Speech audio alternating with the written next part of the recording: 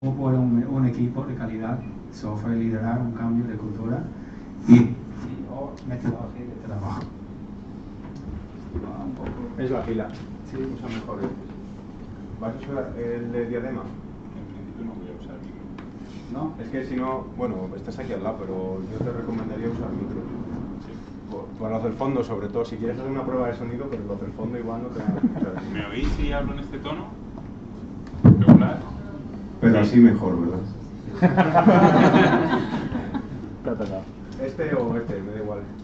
Que te sea más cómodo.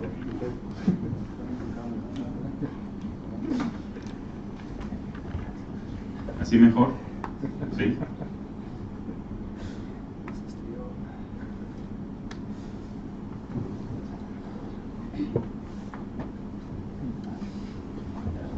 Vale, pues muchas gracias en primer lugar a Graham por ofrecerme la oportunidad de dar este Hacer Test.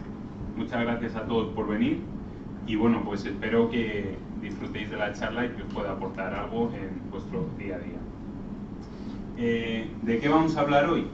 Pues vamos a hablar de buenas prácticas de testing, de aquellas que bajo mi punto de vista son importantes si queremos alcanzar el éxito del producto o software en el que estemos trabajando. ¿Vale? He seleccionado estos puntos que creo que son bastante importantes y bueno, pues vamos a ir repasándolos uno a uno. Iremos comparando lo que es el enfoque tradicional, lo que ha estado vigente hasta nuestros días, incluso todavía sigue vigente en muchas empresas, y luego pues iremos comparándolo con el nuevo enfoque propuesto. Entonces los puntos a tratar serían los que veis aquí: testing final versus testing durante, la diferencia entre encontrar defectos y prevenir defectos, testing de caja negra frente al testing de caja blanca, romper el sistema versus construir el mejor sistema, las diferentes responsabilidades tester y equipo, la distribución de conocimiento y luego haremos hincapié en la pirámide de testing, qué es esto, cómo se puede aplicar en una empresa, etc. Entonces, el primer punto, testing final versus testing durante. Aquí lo que tenemos en el enfoque tradicional pues es esta imagen que representa bastante bien la situación.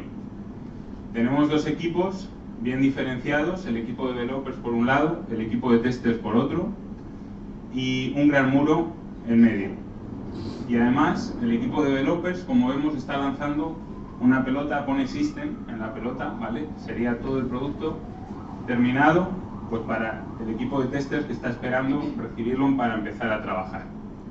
Luego el equipo de testers comenzaría a probarlo, si hay algo mal, se vuelve a tirar la pelota al otro lado del muro para que comience a trabajar el equipo de developers, y así sucesivamente. Se convierte esto en un partido de ping-pong. Entonces, ¿qué ocurre aquí? Pues que aquí no trabajan ambos conjuntamente, el developer y el tester. Primero trabajan los developers y luego comienzan a trabajar los testers, y así sucesivamente.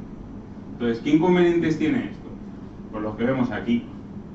QA no se involucra hasta que no se genera la release de la aplicación. ¿Qué ocurre cuando se encuentra un bug en los últimos días antes de salir a producción?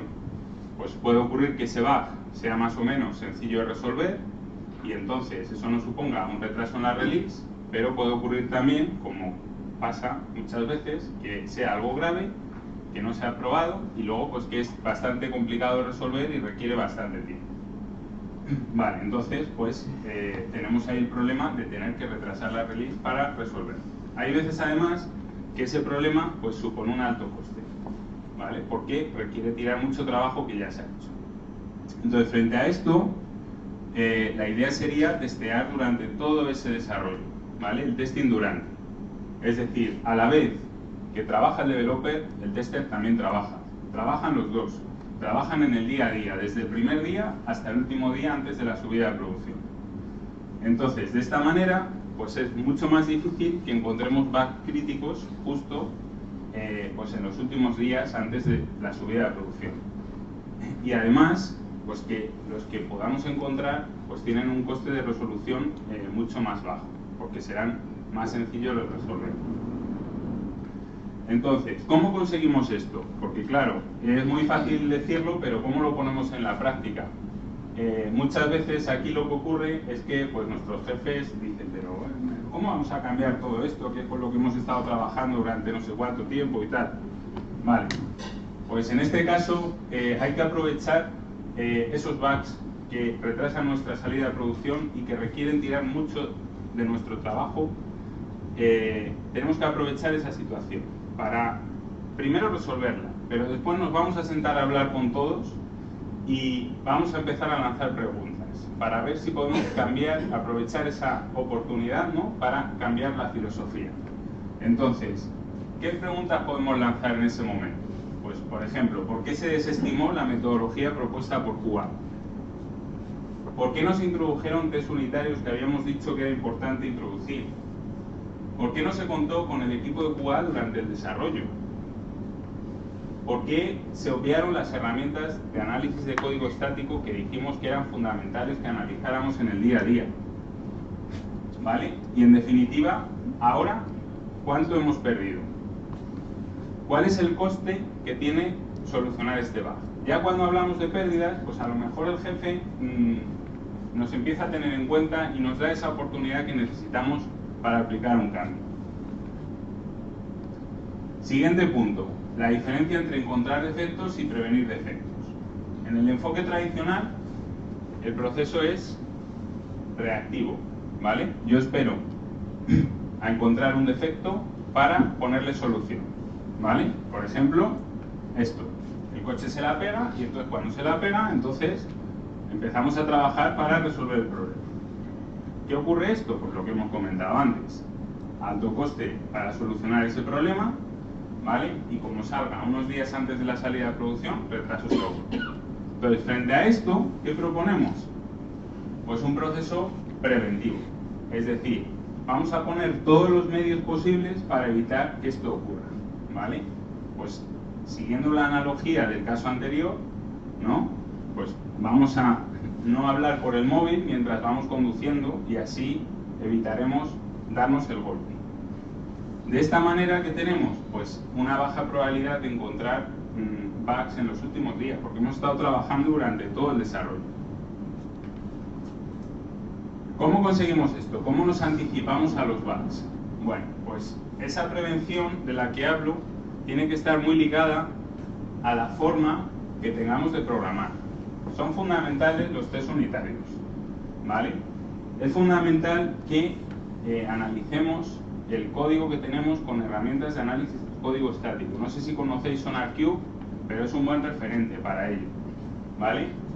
Y entonces, pues seguir la evolución de nuestro código de desarrollo y de nuestro código de los tests. Y muy importante también los sistemas de integración continua, por ejemplo Jenkins, ¿vale? Para lanzar tests con cada despliegue que hagamos, con cada subida, con cada commit, con todo, ¿vale? Para ver si hemos mejorado o si hemos empeorado con respecto a lo que teníamos antes. Luego, por otra parte, la diferencia entre testing de caja negra y testing de caja blanca. ¿Qué es eso del testing de caja negra? Bueno, constituye el enfoque tradicional. En el testing de caja negra, lo que ocurre es que nosotros conocemos la entrada o entradas y en función de esa entrada o entradas obtenemos una salida o salidas, ¿vale? Pero lo que veis aquí es que todo esto de aquí es opaco, ¿vale? Es decir, yo no sé qué pasa por ahí, yo no sé cómo funciona mi sistema, no conozco nada. Lo único que sé son las entradas y las salidas y en función de eso, como yo voy a testear. Un ejemplo, pues una máquina de refrescos, ¿vale? ¿Cuáles serían las entradas? Pues las monedas y por otra parte la tecla que yo pulso para seleccionar el refresco.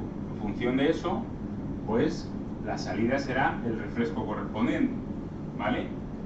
Pero yo no sé cómo funciona esa máquina por dentro, no sé ni cómo funciona el software, ni cómo está montado el sistema por dentro para expulsar la lata. Entonces, ¿qué ocurre con esto? Pues claro, conocemos el negocio y podemos probar, podemos hacer muchas pruebas con esto, ¿no? Para ver si el refresco que sale es el que tiene que salir o no, ¿vale? Pero ¿qué ocurre? Pues que como no probamos toda esta parte opaca, pues nos podemos encontrar con sorpresas, ¿vale? Entonces yo aquí he puesto un ejemplo bastante claro de esto, ¿no? Los papás que buscan un niño y se encuentran con trillizos, ¿vale? Pues con los bugs es lo mismo. yo probando todo lo que no es opaco puedo encontrar un bug, puedo encontrar un problema. Pero si no pruebo todo lo que está por dentro del sistema, pues lo que ocurre es que me puedo encontrar con sorpresas justo antes de la salida a producción. ¿Vale? Eso es lo que quiero transmitir un poco con la imagen. Luego, vale, frente a esto, el nuevo enfoque, testing de caja blanca. ¿Vale? Conocemos las entradas y las salidas, pero además conocemos todo esto de aquí, todos los procesos internos, todos los servicios, todos los sistemas de dentro de nuestro producto.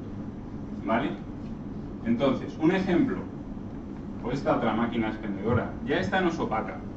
Esta máquina, pues conocemos sus entradas, ¿vale? Serían las monedas y los mandos, conocemos la salida, que es el producto que cojamos, pero vemos un poco cómo funciona todo por dentro. Vemos que hay un gancho, y ese gancho, pues, va a coger un objeto y lo va a soltar por el agujero, ¿vale? Pues ya tenemos más detalles de cómo funciona todo esto. Entonces aquí se conoce el software. Se puede conocer el software y se puede saber cómo está hecho. Vale, entonces, ¿qué ventajas tiene esto? Pues que aparte de que aumentamos la casuística de pruebas, pues prevenimos trabajar con casuísticas muy complejas, ¿vale?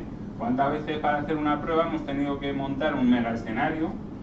Que bueno, nosotros mismos nos aclaramos cómo funciona todo eso y al final las pruebas salen pues de aquella manera. Pues hay que hacer pruebas más atómicas, más pequeñas y probando pequeñas cosas, ¿vale? Esa es la idea. Entonces, ¿cómo conseguimos esto?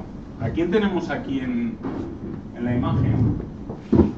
Una señora que está mirando a través del visillo, ¿vale? Es la vieja del visillo. Entonces, espero que con este símil entendamos la idea que quiero transmitir. ¿Vale? ¿Qué es lo que hace esta señora? Pues corre el visillo para ver quién pasa por la calle, ¿no? Pues nosotros lo que tenemos que hacer es correr ese visillo para ver qué es lo que hay dentro de esa parte opaca del sistema, de esa parte que nosotros no conocemos, ¿no? Y bueno, pues está muy bien aprender de los developers. Entonces, ¿en qué sentido voy con esto? Bueno, pues está muy bien profundizar en las tecnologías con las que trabajan los desarrolladores. Por ejemplo, ¿por qué no nos van a explicar a nosotros como testers cuál es la arquitectura de la aplicación? ¿Vale? O cómo funcionan todos los procesos o sistemas internos. Pues todo eso es fundamental. O por ejemplo, cuando nos falla nuestra aplicación, ¿por qué no vamos a ir nosotros a ver los logs de ejecución? Por ejemplo, con Kibana. ¿Vale? Todo esto tradicionalmente ha estado muy ligado al equipo de desarrollo, pero es que nosotros tenemos que intentar hacer como esa señora, investigar un poco más y ver de dónde vienen los problemas. Y de esa manera pues seremos más capaces para resolverlos. Vale, un nuevo punto. Romper el sistema versus construir el mejor sistema. En el enfoque tradicional tenemos dos personajes, ¿vale? El que está subido en el andamio es el developer, es el que construye el sistema, el que hace todo lo bonito, ¿no? Y en el suelo está el QA sonriente destruyendo el sistema, buscando los bugs, ¿vale? Y además, pues, celebrándolos si puede ser. Entonces, os reís porque esto ha pasado más de una vez. Vale, entonces, este es el sistema tradicional. Además, hay empresas incluso, no sé si será el caso de alguno de los que estáis presentes, que incentivan a los QAs por encontrar bugs y cuanto más críticos sean, mejor. O sea, eso yo lo conozco de algunas personas. Bueno, pues frente a este enfoque estaría el de construir el mejor sistema, ¿vale? Todos formamos un gran engranaje y buscamos construir pues ese gran sistema que queremos, ¿vale? Entonces, todos tenemos que trabajar con todos, ¿vale? Si queremos construir un sistema que lidere el mercado, si no, si lo que queremos hacer es el trabajo de cada uno y ya está, y no pensar más allá, pues jamás vamos a conseguir eso, ¿vale? Si ese sistema, esa aplicación tiene éxito, ¿vale? Pues todos somos responsables de ello. Y si fracasa, todos hemos fracasado, pero todos en conjunto, todos como equipo. Vale, entonces, ¿cómo conseguimos esto? Pues con actitud, ¿vale? También considero interesante el intercambio de roles. ¿Qué significa esto? Te paso una pregunta. En Agile justamente era relacionado con eso. En Agile yo puedo tener en algún momento dado alguien que es developer y pasa a ser tester o al revés. De hecho, bueno, la idea sería diferenciar lo menos posible ambos perfiles. Por eso, en el mismo equipo de trabajo puedes tener a los dos trabajando conjuntamente e intercambiarse el papel. Eso es, esa sería la idea, tender a eso. Vale, de todas formas, luego al final vais a poder preguntar todo lo que queráis y tal, si hay algo que os quedáis con alguna duda. Vale, entonces lo del intercambio de roles. Claro, esto pues es fácil decirlo, pero en muchas empresas pues no es fácil hacerlo. ¿Por qué? Pues porque, por ejemplo, pues, hay QAs que son testers manuales, que no saben programar, y dicen, ¿y cómo hago yo esto? ¿Cómo me pongo yo hoy de developer? Bueno, pues si no es posible hacer ese cambio, por lo menos vamos a hacerlo mentalmente. Vamos a plantearnos un poco, pues, qué nos gustaría hacer y qué no nos gustaría que nos hicieran, ¿no? Entonces, yo he puesto aquí un par de ejemplos que se me han venido a la cabeza pues, después de muchas vivencias. Por ejemplo, yo como developer, ¿vale? Pues me podría plantear esta pregunta. Como QA, me gustaría que el developer ocultase los bugs que soy consciente que ocurren, ¿vale? Un developer que hace eso es un developer que busca su bien personal, pero no es un developer que busca el beneficio conjunto para el producto final, ¿vale? Y esto ocurre. Entonces, pues vamos a cambiarnos. Yo como QA me gustaría que me hicieran esto, ¿vale? Otro ejemplo, como QA, ¿vale? El QA. Como developer me gustaría que el QA sonriera y celebrase el haber encontrado un bug en la aplicación, ¿vale? No sé si habréis visto esta situación alguna vez, yo sí, ¿vale? QA celebrando por todo lo alto que han encontrado un bug crítico en la aplicación además, y entonces delante de los developers, por supuesto, y saltan de alegría y tal, como si su equipo hubiera ganado la Champions, ¿vale? Pues intercambiemos estos roles para ver qué puede sentir el otro y, bueno, pues intentar actuar un poco en consecuencia. Vale, siguiente punto, responsabilidad del tester versus responsabilidad del equipo. Entonces, en el enfoque tradicional, la calidad depende única y exclusivamente del tester. Entonces, si el producto es una maravilla, muy bien por el tester, pero como encontremos un bug en producción, pues el tester muy mal porque no ha probado esto bien, etcétera, etcétera. Y luego surgen pues comentarios del tipo, ¿no? ¿Cómo es posible que QA no se haya dado cuenta de este bug? ¿En qué estaba pensando QA para no ver este bug? Estos QAs son los culpables, ¿no? Los culpables de nuestro fracaso, no hacen su trabajo, ¿vale? Entonces, en el enfoque tradicional, el tester es el responsable de todo. ¿Qué consecuencias tiene esto? Pues obviamente, malentendidos constantes entre developers y QA. Un equipo de QA desmotivado, que está constantemente con sus rotaciones, porque claro, se frustran y se van a otra empresa, luego se dan cuenta que en la otra empresa probablemente pasa lo mismo que en la anterior, y así sucesivamente. Y luego se pierde potencial técnico, porque claro, un developer es muy capaz de encontrar defectos en su aplicación. Entonces, si no lo hace, pues estamos perdiendo un valor muy importante que podrían aportar. Y obviamente, cuanta menos gente pruebe cosas dentro de la aplicación, pues más probable será que se encuentre un bug en producción. Frente a esto, ¿vale? La responsabilidad es de todo el equipo. Todos trabajamos con todos. Presentamos interés por el trabajo de todos nuestros compañeros, ¿vale? Buscamos soluciones entre todos y ante todo analizamos nuestros errores conjuntamente para mejorar día tras día, ¿vale? Pero no tiene sentido buscar culpables, es analizar errores y ver cómo podemos mejorarlo semana tras semana, mes tras mes. Entonces, ¿cómo conseguimos todo esto? Bueno, pues QA obviamente tiene que mostrar pasión por su trabajo, tiene que ser muy paciente, tener mucho tacto, ¿vale? No vale que un developer diga no sé qué y que yo me levante y me ponga a gritar ahí para defenderme, no. No se trata de eso, pero tampoco se trata de que nos quedemos callados. Hay que corregir esos comentarios erróneos que puedan hacer developers a nuestro lado. Vale. Y luego, por supuesto, eso, el interesarnos por lo que hacen los demás. el interesarnos por las tecnologías con las que trabajan, las herramientas que utilizan, ¿vale? Y luego pues que los demás se interesen también por lo que nosotros estamos utilizando. El siguiente punto, la distribución del conocimiento, que decía al principio. No compartir conocimientos versus compartir conocimientos. Entonces, en el enfoque tradicional, los conocimientos no se comparten en ningún momento, ¿vale? Entonces, de hecho, la transparencia, como veis, empieza con un gran muro que separa dos equipos, el equipo de desarrollo y el equipo de QA. Ahí no hay comunicación de ningún tipo y la vida del frente pues me da exactamente lo mismo.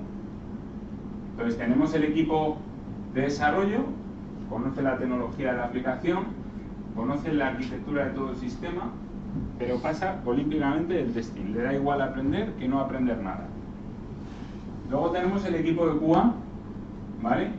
Porque sabe definir las pruebas a llevar a cabo, además sabe fácilmente cómo romper la aplicación y hay veces que lo celebra, pero no quiere saber nada, ni de lenguajes de programación, ni de arquitectura, ni nada. Vale, entonces, frente a esto, lo primero, eliminamos ese muro no tiene ningún sentido, ¿vale? Y el equipo de desarrollo, pues, quiere aprender las tecnologías con las que trabajan los testers. Además, acepta el comenzar a introducir test unitarios en el código, así como lanzar análisis sobre su código, de código estático, ¿vale? Pues para ver un poco cómo va evolucionando. Y está dispuesto a trabajar junto a QA. Claro, esto también tiene que ser recíproco por parte de QA. QA tiene que aprender las tecnologías con las que trabaja desarrollo. Además, pues quiere tener más visibilidad de cómo está todo el sistema montado y así cuando algo falle, pues que sepa más o menos por dónde viene el tema y trabajar junto a desarrollo, por supuesto. ¿Cómo conseguimos esto? Bueno, pues con una fórmula matemática muy clara, ¿vale? El valor de una persona es la suma de su capacidad más su habilidad multiplicada por su actitud. Es decir, podemos tener dos casos. Una persona con grandes capacidades y habilidades, ¿vale? Pero con actitud al cambio cero, esa persona no vale nada en un equipo, nada, ¿vale? Para él sí, para sus proyectos personales y sus intereses personales sí, pero nada más, ¿vale? Es preferible tener una persona con menos capacidades, habilidades, pero con mucha actitud, con gran actitud, que permita ir aumentando esa capacidad y esa habilidad. Vale. Y finalmente el último punto que quería tratar, que es un poco más grande, es el de la pirámide de testing. ¿Qué es esto de la pirámide de testing? Y un poco cómo se podría enfocar dentro de una empresa. Entonces, eso que vemos ahí es la pirámide de testing, ¿vale? Como vemos, es una pirámide separada en distintos niveles. En la cúspide se encontrarían los test de tipo funcional, en la capa intermedia estarían los test de integración y en la base están los test unitarios. Vale, vamos a definir cada uno de estos tipos. ¿En qué consiste? Vale, los funcionales. En los funcionales no importa el código, ¿vale? Y lo que verificamos es si la funcionalidad para el usuario final se cumple o no, ¿vale? Sería un poco el testing de caja negra, del que hablábamos antes. Luego, por otra parte, tenemos los test de integración, ¿vale? Entonces, ¿qué verificamos aquí? Pues si los servicios, si la API, si las conexiones con otros módulos, por ejemplo, con la base de datos, etcétera, si todo esto en su conjunto funciona bien, ¿vale? Y luego tenemos los test unitarios, que son la base de la pirámide. Entonces aquí verificamos el funcionamiento de piezas aisladas de código, piezas más reducidas, ¿vale? ¿Para qué? Pues para aislar errores. Pongo un claro ejemplo que en muchas empresas se prueba a mano, ¿vale? Simplemente una página web, una aplicación móvil donde uno de los campos pues solamente espera recibir números, ¿vale? Pues esto en muchas compañías se espera a generar la aplicación o la página web y al final el usuario de turno manualmente pues va al campo y ve si puede meter letras o si solo puede meter números, ¿vale? Pues esto, por ejemplo, es un claro test unitario que se puede hacer a nivel de código y dejar de historias al tester manual con este tipo de cosas. Vale. Vale, ¿por qué si todo esto suena tan bien y tal, esta pirámide de testing es la gran olvidada en las empresas. ¿Por qué? Pues eso me pregunto yo, ¿no? Porque muchas veces pues decimos, vale, es que hay mucha carga de trabajo y tal, pero es que por no trabajar con esta pirámide vamos a tener menos trabajo, o ¿qué vamos a hacer? ¿Vale? Esta es la realidad. La pirámide invertida es con la que se trabaja en la mayor parte de las empresas, ¿vale? No sé si será un poco el caso general de aquí. Entonces, ¿en qué consiste esta pirámide invertida? Bueno, pues como veis, se sostiene sobre la cúspide. Claro, eso pues no tiene la misma estabilidad que puede tener una pirámide apoyada sobre su base. Aquí se automatiza funcionalmente todo. En el mejor de los casos hay algún test de servicio, de integración, etc. Y los test unitarios pues brillan por su ausencia, entre el 0 y el 10% y más cerca del 0 que del 10. Entonces, claro, ¿y por qué llegamos a este enfoque? ¿Por qué ocurre que creamos siempre la pirámide invertida? Pues yo tengo la hipótesis de que es por este motivo. En las empresas se pasa del testing manual, un 100% de testing manual, ¿no? Entonces, es el origen. Llega alguien, implementa un primer test automático funcional, ¿vale? Entonces, claro, el jefe lo ve, el equipo de producto lo ve, el equipo de desarrolladores lo ve, todo el mundo está maravillado con esto. Entonces, esto es maravilloso, venga, vamos a automatizar funcionalmente todo, el 100% de la aplicación. Como sea, aunque no pase por ahí el usuario, venga, tú crea el test automático y ya está. Vale, y entonces nos creamos un problema. Entonces, el nuevo enfoque sería la pirámide no invertida, ¿vale? En su propia definición, ¿vale? La base serían los test unitarios, preferiblemente más del 50% del código de nuestra aplicación debería estar cubierto por este tipo de test, porque nos van a aislar muchos errores. Un siguiente nivel de test de integración, pues en torno al 20-30% estaría bien, y los test funcionales serían los de la cúspide, aquellos pues, que deberían estar representados en torno al 10-20% aproximadamente. Vale, voy a hacer ahora un poquito de hincapié en la parte de la cúspide, en el testing funcional. Entonces, ¿cuál es el objetivo de este testing? Pues comprobar si se cumple la funcionalidad, pero desde el punto de vista del usuario final y desde el punto de vista de negocio, ¿vale? Entonces, ¿qué inconvenientes tiene? Pues es muy frágil, tiene muchas precondiciones. De hecho, cuando falla, pues hay veces que es muy difícil detectar de dónde viene el problema. Tiene un alto coste de mantenimiento. Cualquier cambio en cualquier pantalla, cualquier cambio de flujo, cualquier cambio de ID me rompe el test. Y como no le dé seguimiento, pues los test que tengo yo de ayer, pues probablemente no me valga ninguno hoy o me valga la mitad. Entonces hay que estar muy pendiente de todos ellos. Y además, la ejecución es bastante lenta. Porque claro, tienes que esperar a que todos los test terminen todo el camino completo. Entonces, ¿cómo evitamos delegar todo al ámbito funcional, al testing funcional? Pues mi consejo es que implementemos única y exclusivamente los caminos críticos. Aquellos que son críticos para el usuario final, pues por ejemplo, no es lo mismo testear una pantalla por la que pasan todos los usuarios que una pantalla por la que pasa uno de cada 100 usuarios. ¿Vale? Pues vamos a crear caminos funcionales de aquellas partes de la aplicación por las que el usuario pasa mucho. ¿Vale? Y luego todo aquello que afecta al negocio. Pues toda la parte de los pagos es fundamental probarlo. Si no hay pagos, no hay beneficios, y si no hay beneficios, pues probablemente prescindirán de nosotros en las empresas. ¿Vale? Entonces, de esta manera, si nos centramos en esos dos puntos concretos, ¿qué ventajas tenemos? Pues que, claro, no hay que estar cambiando todos los tests todos los días, ¿no? Porque vamos a tener más reducidos los tests y entonces los cambios será más difícil que se apliquen ahí en esa parte, o si se aplican, o bueno, no es lo mismo cambiar 10 tests que cambiar 500. Y luego damos seguridad en el uso de la aplicación al usuario final y a negocio, ¿no? Los pagos se van a hacer. ¿Cómo conseguimos esto? Pues aplicar la pirámide de testing en proyectos que lleven mucho tiempo pues es muy complicado. Yo diría que es prácticamente imposible. Mi consejo es empezar en proyectos nuevos o proyectos que no lleven rodando mucho tiempo. Y que nos marquemos hitos. Hitos desde pequeños hasta más grandes. Pero no seamos muy ambiciosos desde el principio, porque si nos queremos... si queremos ser demasiado ambiciosos, al final lo que ocurre es que lo vas dejando y no empiezas en ningún momento.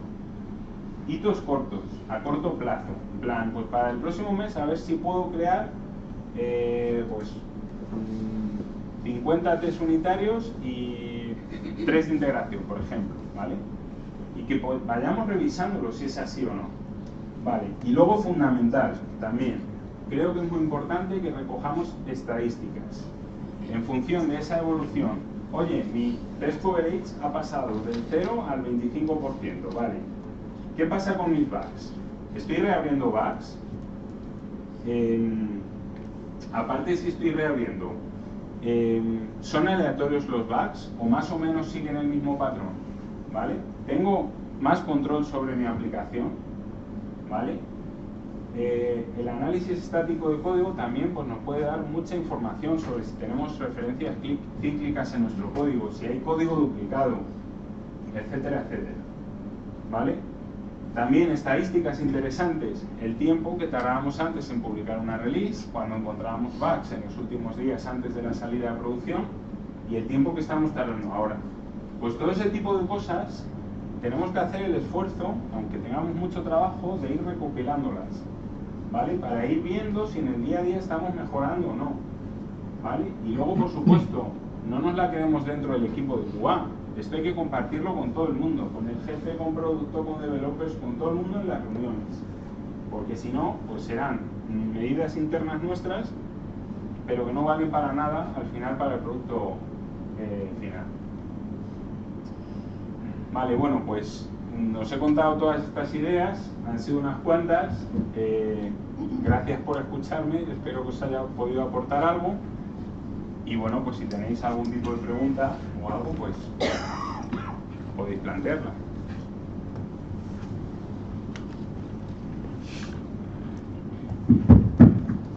¿Preguntas? Las preguntas son gratis, ¿eh? Vale. Con respecto a pirámide de pruebas y unitarios y de integración, TDD, un poco a cómo encajar los dos ciclos. Esto es, propongo el quién. Unitario lo hace el desarrollador por TDD, BDD lo puede hacer, pongámoslo, otra persona iterando ciclos más amplios, el desarrollador con TDD o... Yo bajo mi punto de vista creo... Desarrollador haciendo TDD y QA haciendo TDD un poco por encima o no encaja bien. Yo bajo mi punto de vista, quien tiene que desarrollar los test unitarios, hablo de los unitarios única y exclusivamente, es quien programa el código, porque es quien mejor conoce el código, ¿vale? Solamente los unitarios. Yo creo que el resto de test, pues a ver, los funcionales lo puede perfectamente realizar el tester, ¿vale? Y los de integración, pues puede ser una combinación de ambos, porque al final lo que buscamos es que todos, developers y QAs, sepamos un poco cómo funciona todo el sistema por dentro, ¿no? Entonces, pues yo puedo empezar como QA a desarrollar esos tests, pero a lo mejor tú como developer pues me puedes ayudar, ¿no?, a enfocar un poco pues dónde puedo atacar mejor o qué partes son más sensibles, etcétera. O sea, yo creo que ahí sí que conviene que trabajemos entre los dos. ¿Cómo encajas el ciclo de DDD con TDD? O es decir, tú coges, te pones una frase y dices quiero que empieces a ir hacia esa frase, pero es difícil que hace... Claro, es que ahí lo difícil es el inicio, ¿no? Lo que habría que hacer sería ir iterando, ¿no? Pues vamos a... es que claro, esto generalizarlo para todas las empresas es muy complicado, porque en cada sitio se trabaja de una manera y tal. Yo ahí lo que planteo, la respuesta puede ser muy variada, pero yo lo que planteo es, vamos a trabajar de esta manera, vamos a hacerlo de esta manera, ¿vale? Y vamos a hacer alguna iteración. Y con las iteraciones es como se ve si al final eso funciona o no funciona. ¿vale? A lo mejor lo que funciona muy bien en una compañía, pues resulta que en otra no funciona bien, ¿vale? Pues porque está todo planteado de otra manera. Entonces, yo ahí lo que propongo es probar. Si no tiene que haber miedo de equivocarse. Si nos equivocamos, lo bueno que tenemos es que podemos analizarlo porque nos vamos a juntar todas las semanas a ver cómo estamos trabajando. Que de una semana a otra hemos empeorado, pues es que algo no hemos hecho bien, ¿vale? Y podemos plantear un cambio para la siguiente, y así sucesivamente.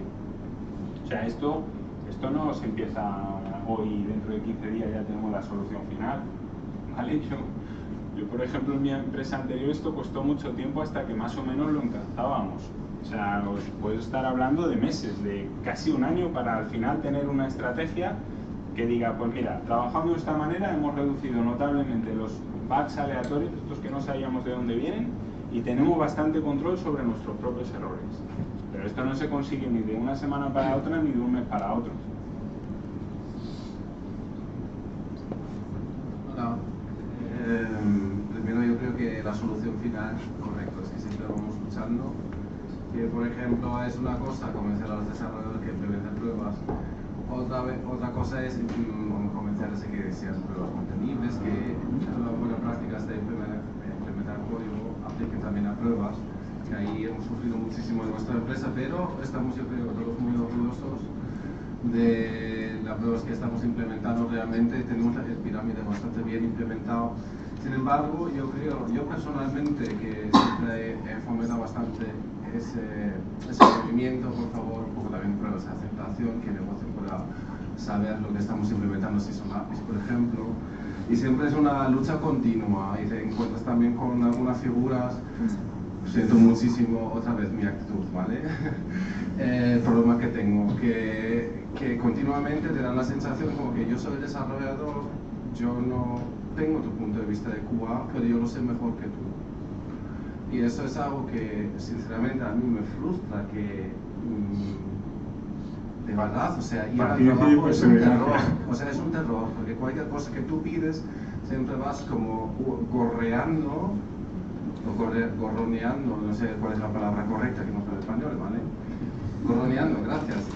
Que vas ahí siempre como con esa actitud que tenemos en la certificación de QA, del ISTQB, de que tienes que ser un poco psicólogo para los desarrolladores también, tratarles bien en sus emociones y todo, y dices, por favor, ¿tú cómo lo ves? ¿Lo ves así o lo ves así? Te dicen, no, vale, espera 4 semanas, ha caído, y dices, pero no puedes decirle, te lo he dicho, tampoco puedes darle muy obviamente el comentario, lo hemos visto de antes, pero ¿cómo coño mantenemos una actitud en esas situaciones? Eso es mi pregunta. Pues es que hemos entendido todos perfectamente, porque yo creo que nos vemos involucrados en algún tipo de situaciones a lo largo de nuestro trabajo, ¿no?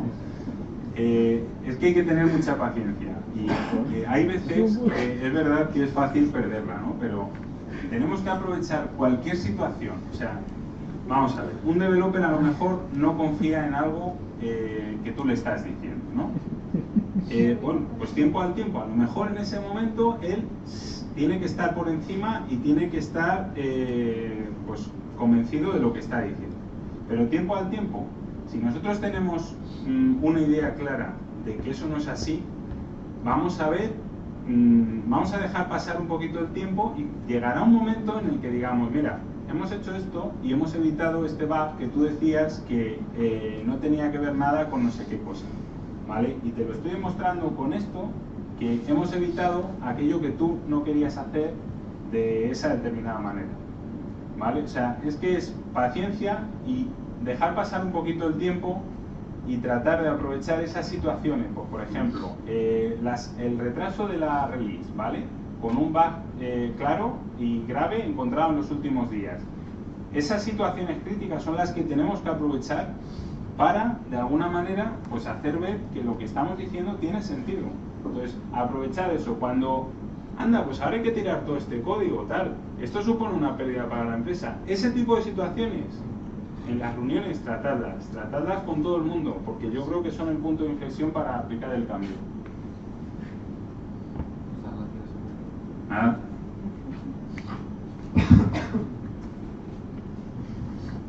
Hola, buenas tardes. Buenas. Muchas gracias, me ha gustado mucho y estoy de acuerdo con prácticamente todo lo que dices.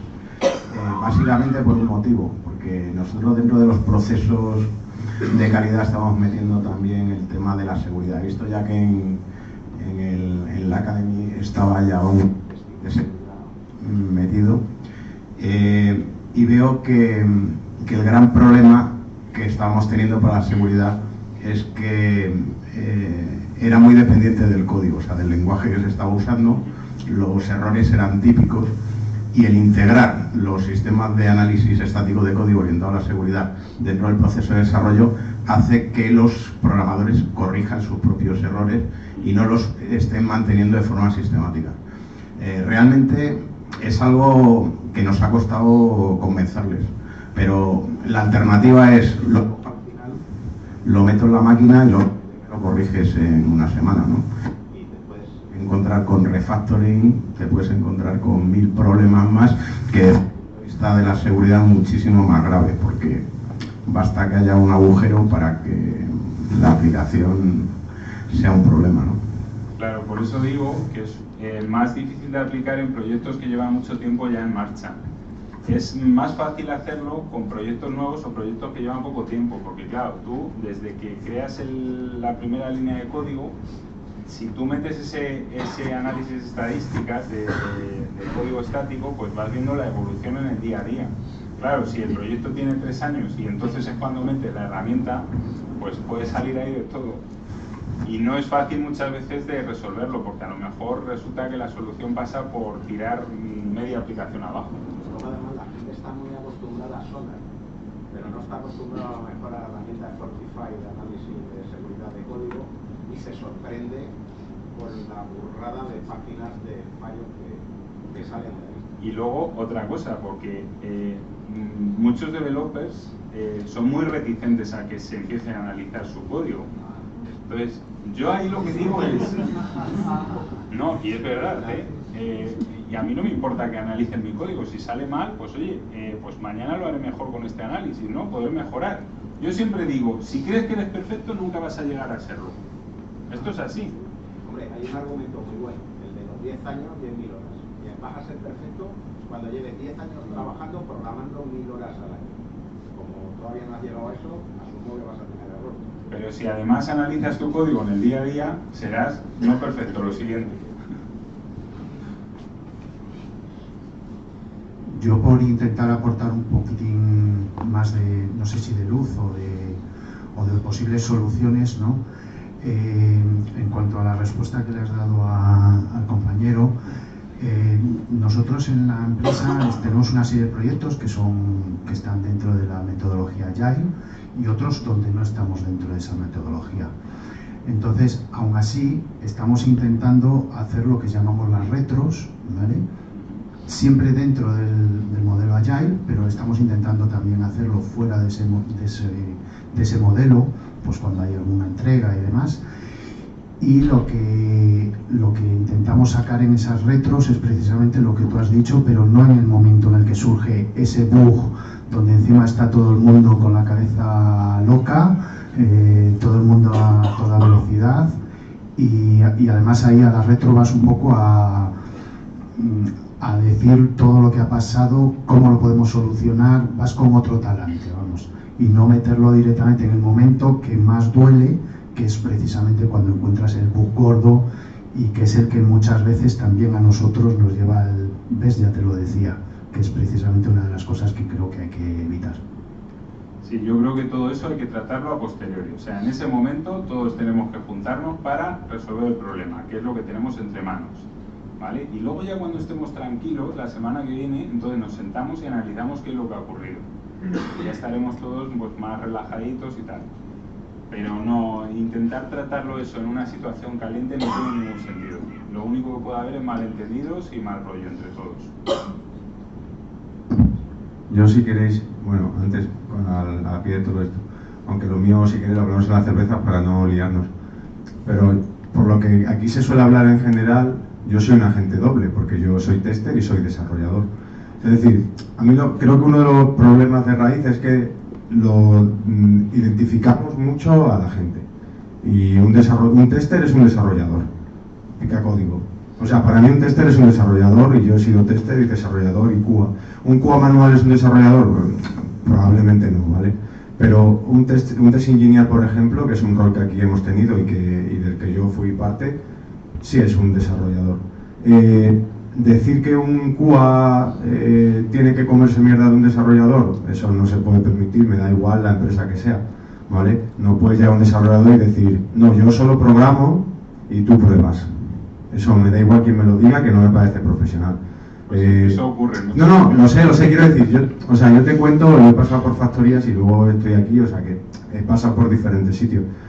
Pero es verdad, o sea, no quiero que hagamos esa distinción de QA, desarrolladores y tester, porque a veces creo que es un problema más que una solución. Y como tú decías muy bien, el tema de la pirámide, un test unitario no lo va a hacer un QA. Y un test unitario lo tiene que hacer quien ha picado el código. Y luego que te digan que ha fallado la release por un bug tuyo, a nadie le gusta que le miren al niño, a nadie le gusta que le digan tu hijo es feo, ¿sabes? Porque es lo que pasa con el código, ¿no? Al final. Porque es un trabajo creativo, donde es muy orgulloso cada uno con su trabajo y hay mucho ego, y yo soy el primero que lo admite, ¿no? Pero siempre hay que ponerse en el punto de que todos somos, de que el producto es de todos. Me da igual que seas desarrollador, pues ser desarrollador no eres el que hace algo, que es lo que luego usa la gente, y yo soy menos que tú porque lo estoy probando, ¿sabes? Eso, o sea, jamás en la vida voy a permitir que alguien me dijese a mí eso, pero sé que pasa, ¿vale? Y estos grupos sirven para hablar entre nosotros, ¿no? Pero no me gusta esa distinción porque entonces yo me siento como un agente doble, ¿sabes? Como que estoy en un lado y estoy en el otro. Y realmente tampoco me siento así, creo que es un problema hacer esa distinción muy marcada, ¿sabes? Pero vamos, esto luego lo podemos hablar si queréis, que yo os cuento mis movidas, pero simplemente por hacer ese hincapié justo con lo que tú comentabas. Yo respecto a tu problema te diría que a veces en las empresas de informática se aborda muy bien el tema técnico, pero se olvidan de recursos humanos. Y a lo mejor lo que necesitabas es un departamento de recursos humanos que contrate mejor a la gente y no que sea tan crack, sino que sea mejor persona. Y luego también tienes el tema del coaching. Bueno, oye. Eso gracias a Zapatero ya no hace falta tanto. Y segundo, hay veces que la gente gasta mucho en personal y no gasta en coaching. Te puedes contratar un buen coaching y a veces eso genera mucha más productividad que 2 tíos más en la empresa.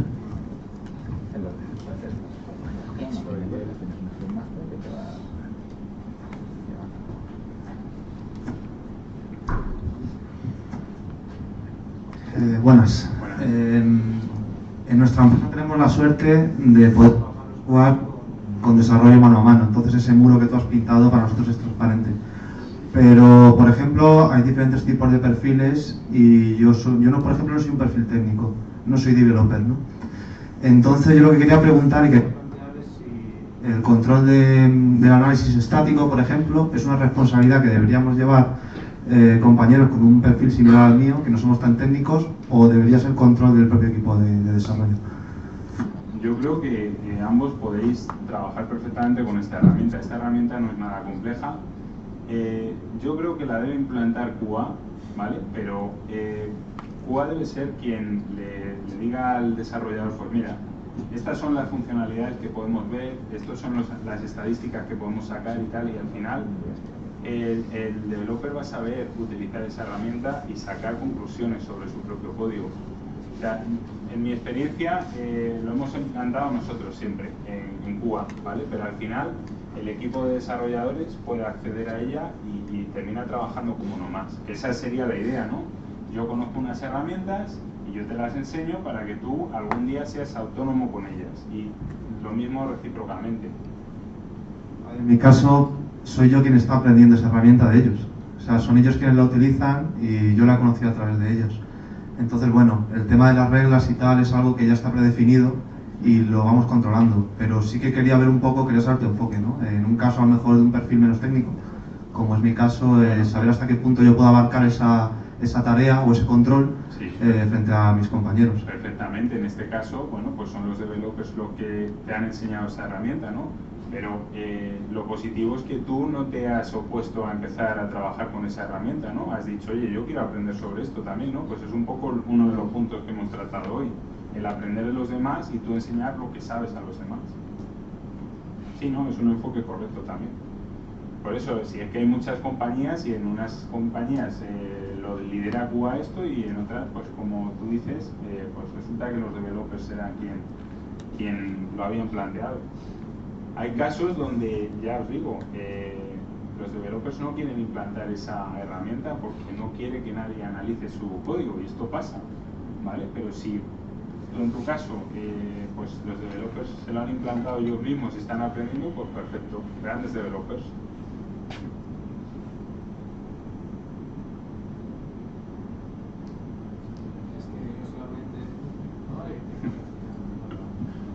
Solamente quería repetir lo que tú dijiste también en la presentación, atrévete a aprender, a ser más técnico, de verdad, porque yo tampoco he estudiado informática, pero a veces como testador he dicho, pero la verdad, me entregas eso, me estás tomando el pelo. Entonces, pues nada, aprendiendo, pruebas aplicaciones, colaborando con ellos, al final te respetan. O sea, también cosas buenas, ¿vale? O sea, solamente animarte de aprender un poco más. Vale. Ya te contesto, ya que... A ver, una cosa que sí quería comentarte es eso. Yo personalmente no soy tan técnico, pero si algo he aprendido con la experiencia es que los equipos de desarrollo en muchas empresas van y vienen. Y si tú eres capaz de estar hasta el final con el proyecto, eres capaz de controlar con negocio el tema de la documentación, poder hacer análisis estático ya no solamente de código, sino de documentación, flujos y demás, si te prestan arquitectura puedes formar parte del proyecto. Llega un punto que es desarrollo quien te busca a ti para poder completar ellos sus tareas, porque ellos sí saben picar, saben toda la parte técnica, pero tú al final te haces fuerte y adquieres otros conocimientos que ellos, pues sinceramente, bajo mi punto de vista, yo creo que a veces obvian, pasan. Ellos quieren llegar del punto A al punto B y muchas veces no se plantean el caso de negocio y por qué se ha pedido ese sistema, y yo creo que una de nuestras tareas también es velar por eso, ¿no? Que los requisitos se cumplan y que todo tenga un sentido para el desarrollo.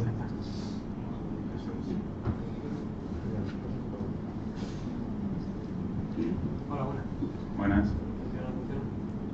Antes has comentado que este tipo de temáticas y tal hay que meterlas en proyectos nuevos y que cosas que están empezando. Pero cuando se da el caso de que tienes un proyecto que es grande y no hay otro, tiene que ser ese sí o sí o no se implanta. En mi caso he trabajado en un proyecto bastante grande que lleva por lo menos 4 o 5 años, llevaré un año como mucho, que no hay pirámide, ni al revés, ni a derecho, ni nada, no hay pirámide. Entonces ahí, o sea, esperar a que ocurra algo grande y gordo, te puede tirar 3 años esperando lo mismo, no pasa nada, afortunadamente. Y lo que hay, ni siquiera hay un equipo de QA bien definido, lo que hay es soporte, o sea, se tratan los bugs después incluso, o sea, mejor es que lo encuentre el desarrollador, un poquito mejor es que lo encuentre el QA, y ya lo peor que lo encuentre el usuario y lo remonte por detrás, que es lo que ocurre ahora mismo. Entonces, en esos casos, no sé tú qué recomiendas para decir, vale, no tengo ese día crítico de muerte, de decir, ahora digo yo que metemos QA, sino que, ¿cómo lo justifica en ese caso? Pues, hombre, es una cuestión difícil, ¿no? Porque yo ahí lo que haría sería ir a las partes más críticas. Todo en su conjunto puede ser muy grande, pero puede haber partes pues más útiles para el usuario final o muy importantes para el negocio, ¿no? Entonces yo intentaría hincar el diente ahí en esa parte, intentando hacer que eso que es tan grande pues que sea más pequeño, ¿no? Intentar aplicarlo ahí, en esa parte, pero es que claro, en un proyecto que lleva muchos años ya puesto en marcha, eso es complicado.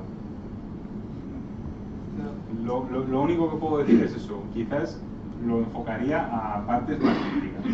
Sí, bueno, yo en mi caso soy desarrollador y yo sí que estoy poco a poco tocando empresas unitarias, pero con iniciativa propia. Pero para crear esa cultura de la que hablamos hoy en la empresa, no que yo haga lo que yo quiera con el código que toco, sino que el equipo en general tenga esa mentalidad. Es lo difícil de llegar ese día, lo que a mí me cuesta hacerlo llegar al grupo por alguna razón buena, no, venga, vamos a dedicar un tiempo grande, todos, a la calidad.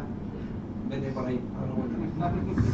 Vale, tú compartes luego eso con el resto de gente, en plan, pues mira, he hecho estos test unitarios Y esto nos ha permitido evitar este bug que antes ocurría un montón de veces. O ahora tenemos más control sobre este módulo y este módulo funciona mucho mejor que antes.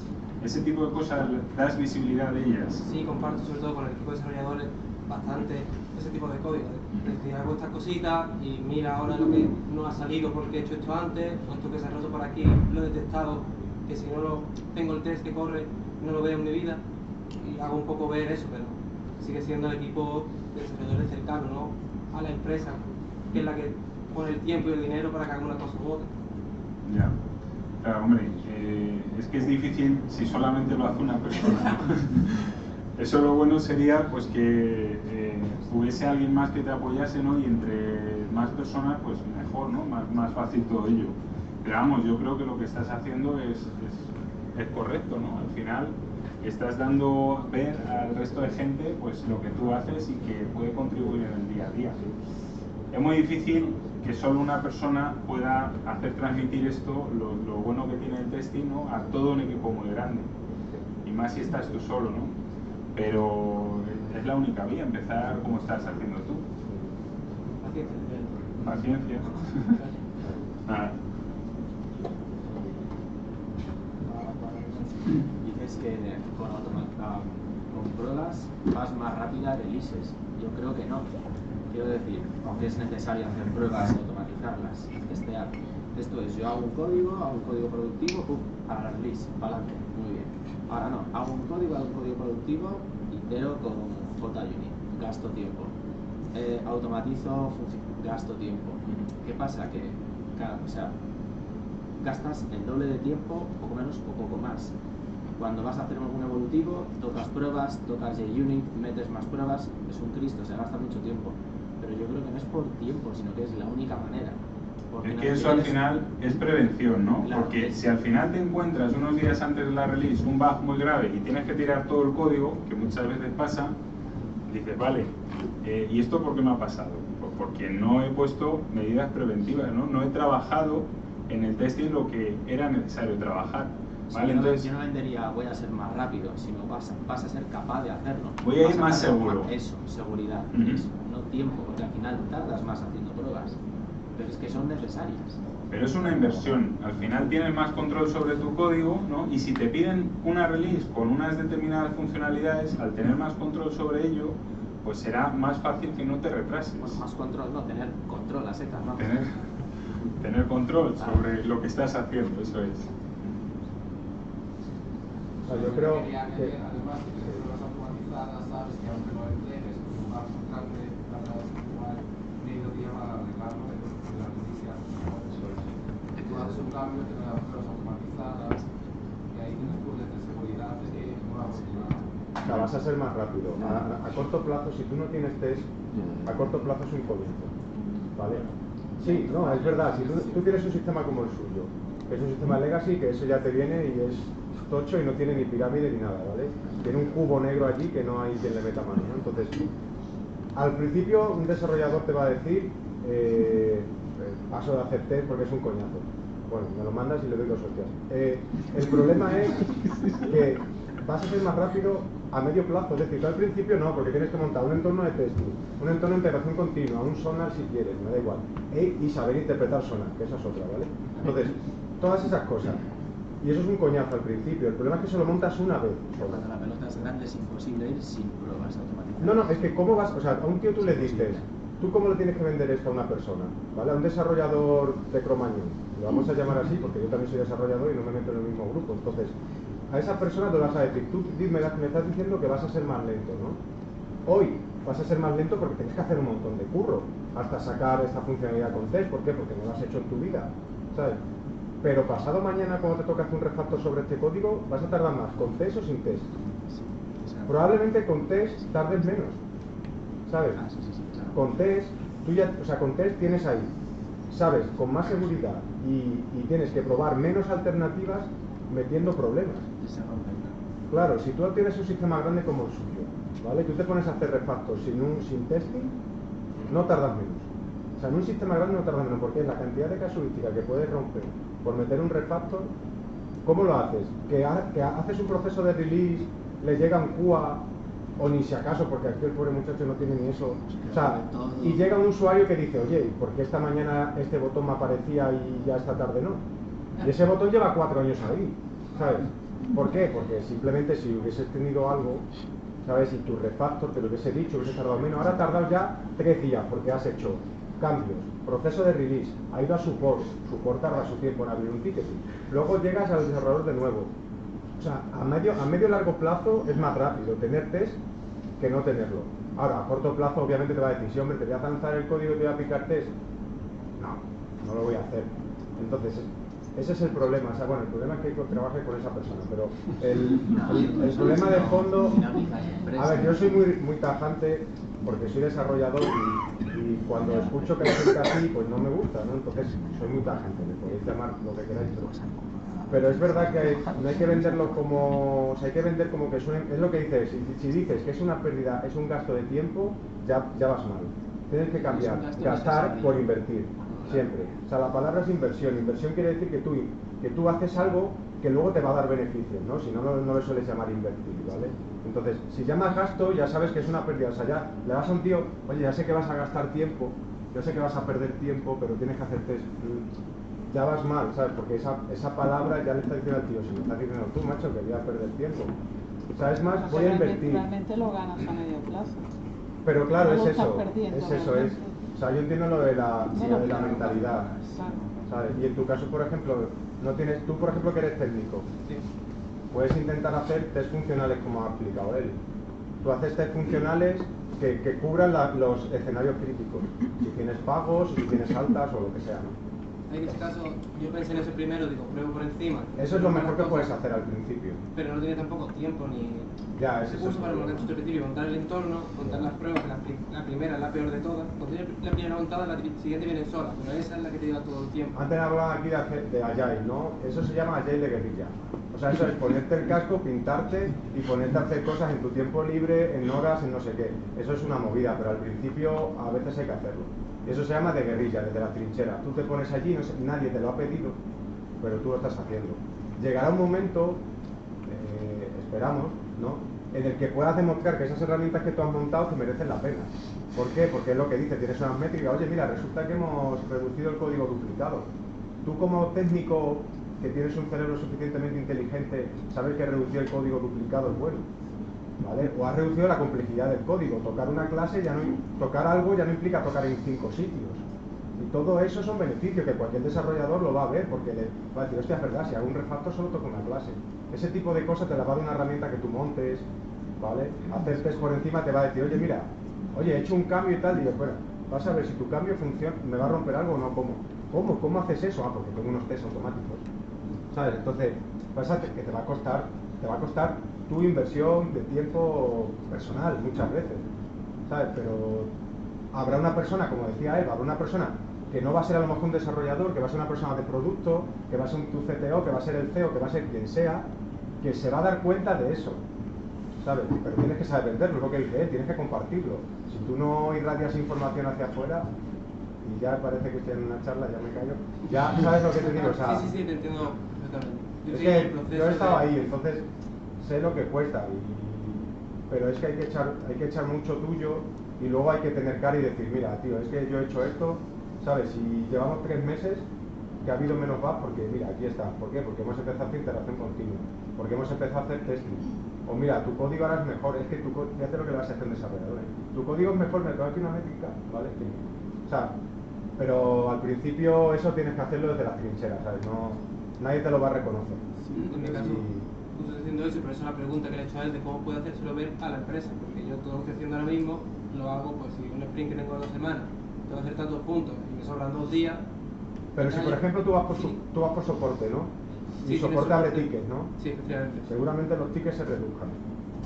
En un número, no te digo que sea exponencial, pero probablemente si tú empiezas a hacer eso y eso se involucra en el release, en el proceso de release, igual ese número de tickets baja. Por ejemplo, puede ser una medida, es lo que dice él. Toma estadísticas del número de bugs. Claro.